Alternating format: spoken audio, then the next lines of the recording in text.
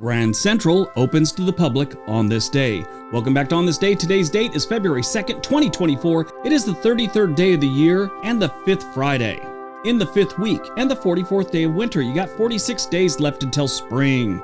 If today's your birthday, your astrological sign is Aquarius.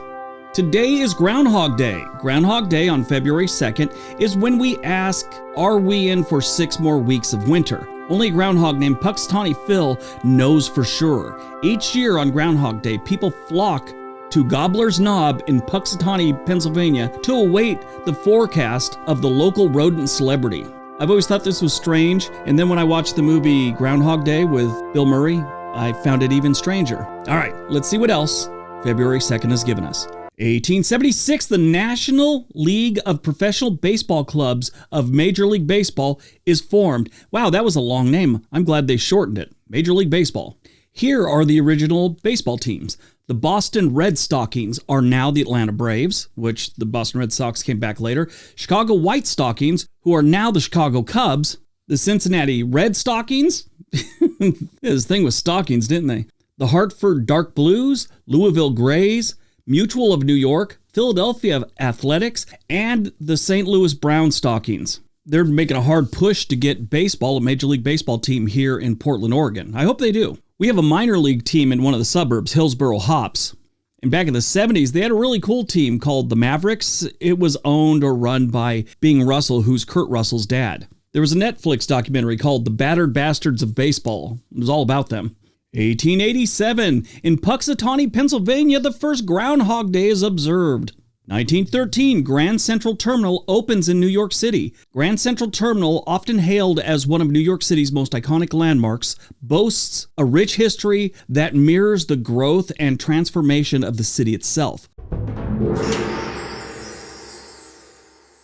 Officially opened on February 2nd, 1913, this transportation hub was constructed by the New York Central Railroad in a Beaux Arts style, symbolizing the height of luxury and elegance in rail travel. The terminal's development was a monumental engineering feat, not only for its grandiose architecture, which it is over the top. Most train stations or older train stations, they're very gaudy by today's standards, but beautiful at the same time.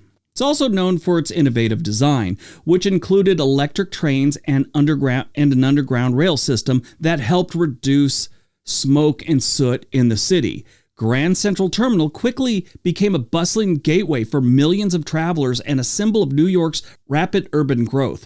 Over the years, they've been talking about tearing it down and all this other stuff, but it is always saved by the historians and the people that love the building.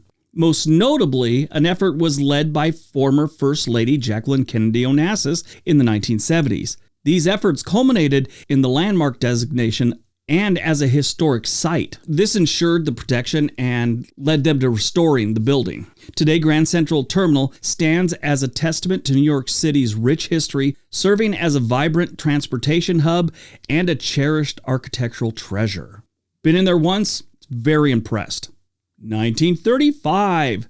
Leonard Keller administers a polygraph test on 2 murder suspects. This is the first time polygraph evidence was admitted into a U.S. court. 1980. Reports surface that the FBI is targeting allegedly corrupt congressmen in the Abscam operation. This operation landed a lot of politicians in jail, or at least got convictions. They got 1 senator, 6 congressmen, the mayor of Camden, New Jersey, 3 Philadelphia council persons, and an inspector from the U.S. Immigration and Naturalization Services. 1989, the Soviet-Afghan War, the last Soviet armored column leaves Kabul.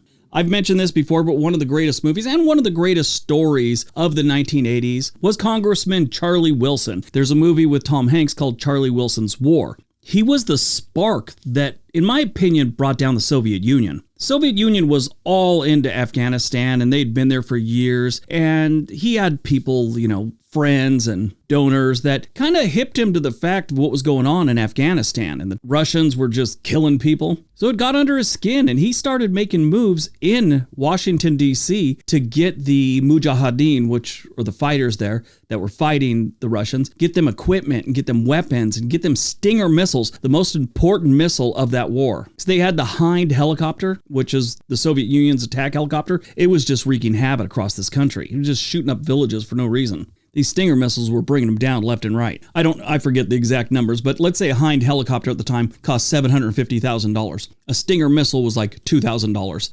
Great movie if you ever get a chance to watch it. 2004, Swiss tennis player Roger Federer becomes the #1 ranked men's single player, a position he will hold for a record 237 weeks. That's insane. Movie's released on February 2nd, 2001, Oh Brother, Where Art Thou? This is a Coen Brothers movie, and it is great. 3 escaped convicts on the run from the law search for a hidden treasure. It's set during the 1930s. The film is based on the poem The Odyssey by Homer. The soundtrack was excellent. The movie was excellent. It had George Clooney, John Goodman, Holly Hunter, Tim Blake Nelson, John Turturro, Chris Thomas King, Charles During. Just an absolute great movie if you ever get a chance to watch it.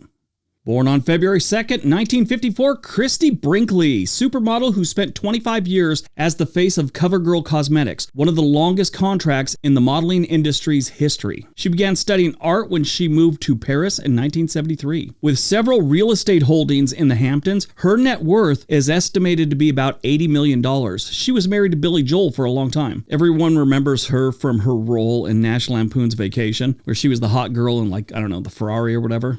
Died on February 2nd, 2014. We lost Philip Seymour Hoffman. He won an Academy Award for the Best Actor for his role in the 2005 film Capote, and also earned praise for his roles in The Master. He was in all kinds of great movies. Doubt, Mission Impossible 3, Hunger Games, The Big Lebowski he played small part in, along with the talented Mr. Ripley, Boogie Nights, Magnolia, did some Broadway stuff. Great actor. He had had a drug problem for years and everyone thought he had it under control. And then on February 2nd, 2014, Hoffman was found dead in the bathroom of his Manhattan apartment by his friend, playwright, and screenwriter David Barr Katz. He was 46 years old and he had all kinds of drugs in his system. All right, that's today's video. Hope you guys enjoyed it. Hope you got some information out of it. Now go out, have a great day, be nice to each other.